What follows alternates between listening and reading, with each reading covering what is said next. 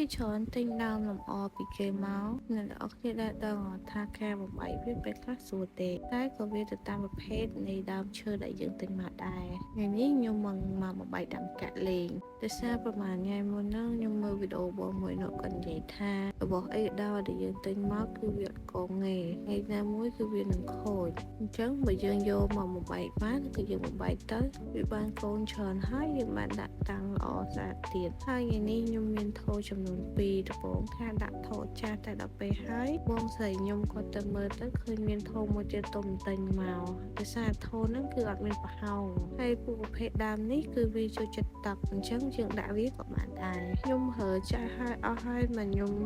ដឹងថាមានថូមួយទៀតហើយក៏ដាក់ទៅថ្ងៃនេះដែរអត់បានប្រើដីរបស់ប៉ាខ្ញុំសុទ្ធទេគឺខ្ញុំប្រើដីរបស់គេលាយដើមឈើនេះគឺដុះអត់តញុកឯងគ្រាន់ថាថូវាអត់សូវស្អាតអញ្ចឹងទៅគឺយើងបែកវាហើយដាក់វាជា2ថូបដោយទៅមួយបន្តែនេះវាដុះឡើងអញ្ញៃជាប់គ្នាហ្មងដើមនេះមិនមែនជាប្រភេទដើមត្រជាខាំងទេណាដើមកាក់ផ្សេងប៉ុន្តែឃើញភាគច្រើនគេហ៊ានច្រឡំដោយសារតែស្លឹកវាដូចគ្នាពេកស្លឹកត្រជាខាំងគឺវាមានរាងចូលក្នុងបន្តិចតែសម្រាប់ដើមកាក់របស់ចិនគឺវាមានរាងជាមូលហ្មងតែសម្រាប់ដើមកាក់ហ្នឹងគឺយើងអាចបរិភោគបានទេគឺយើងមិនដាក់តាំងលម្អនោះទេហើយដើមហ្នឹងអាចដាំនៅក្នុងទឹកទៀតអ្នកដែលគាត់ចិញ្ចឹមត្រីគឺក៏ល្អដែរបងទៅដាក់ក្នុងទឹកព្រោះដោយសារបើដាក់ក្នុងទឹកគឺដុះលឿនជាងដាក់ក្នុងដីតែពេលហ្នឹងអត់ដឹងថៃទេក៏ឈ្មោះដាក់ដីអស់ហើយចាក់ចេញដាក់ថ្មីទៀតដោយសារខ្ញុំបាច់ជា2ចឹងទៅក៏ខ្វះដីយកដីរបស់ប៉ាខ្លះចាំមើលពេលតនេះខ្ញុំថតវីដេអូតាមតំណាំឲ្យអ្នកទាំងអស់គ្នាមើល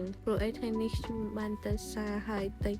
បានជាមួយនឹងខកពូជច្រើនហើយខ្ញុំយកមកបដោះមួយឲ្យអ្នកទាំងអស់គ្នាមើលទេព្រោះឯការបដោះនេះគឺវាងាយស្រួលដែរទេគ្រាន់ថាភាគច្រើនណាស់សិនមានអ្នកបរៀនសោះចឹងទៅខ្ញុំក៏មើលវីដេអូសុខខែវច្រើនតែច្រើនពោះសំបើចេះទៅប្រភេទតាមកាក់នេះគឺងាយស្រួលតែប៉ុន្តែតាមជាខាំងណាក៏ស្រួលដូចគ្នាដែរគ្រាន់ថាអត់ដឹងរកទិញនៅណាខ្ញុំបានទិញខកពូជរបស់ដើមកាក់ហ្នឹងពីចិនមកឡើងមកចាប់ប៉ុន្តែអត់ដល់មកដល់ទេខ្ញុំចង់ទិញដើម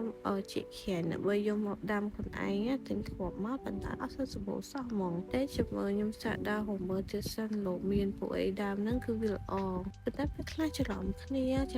ដើមកាក់ជាមួយនឹងដើមហ្នឹងខ្លាំងមែនតើខ្ញុំភាគច្រើនចង់ហ៊ានដាំខ្លួនឯងដែលធ្វើគ្រាប់ប៉ុន្តែដូចយើងអត់សូវសម្បូរសោះអត់សូវដឹងថាទិញនៅណាទូទៅខ្ញុំទៅទិញនៅអូរស័យខ្លួនឯងប៉ុន្តែគ្រាន់ថាដើមខ្លះគឺអត់មានគេដាំដំណាំឬដាំលម្អចាស់ក៏ពិតល្អណាសម្រាប់យើងណាមួយវឹកនេះខ្ញុំទៅព្រោះទៅហឹងថៃអត់សូវបានមកចេញវីដេអូធ្វើដំណាំសោះរួយកូនថៃទុំកើតជិះទៅរវល់សាហាវខ្ញុំមើលតែនេះដៃតិចខ្ញុំថត2 3វីដេអូឲ្យអ្នកទាំងអស់គ្នាមើលព្រោះជីអីហ្នឹងគឺវាមានច្រើនប្រភេទមែនតើគ្រាន់ថាយើងអត់ដឹងថាប្រើមួយណាល្អពេលខ្លះយើងមើលតែគេប្រើប៉ុន្តែយើងអត់ដឹងពីផលវិបាកអាហ្នឹងគឺជារឿងមួយដែលយើងពិបាកមែនតើមិនថាជីវាអត់ល្អទេគ្រាន់ថាជីខ្លះវាធ្វើឲ្យមានតកូវមានអីច្រើនអញ្ចឹងចាំមើលមកតេស្តមួយខ្ញុំវីដេអូក្រោយមានតែប៉ុណ្្នឹងទេបាយបាយ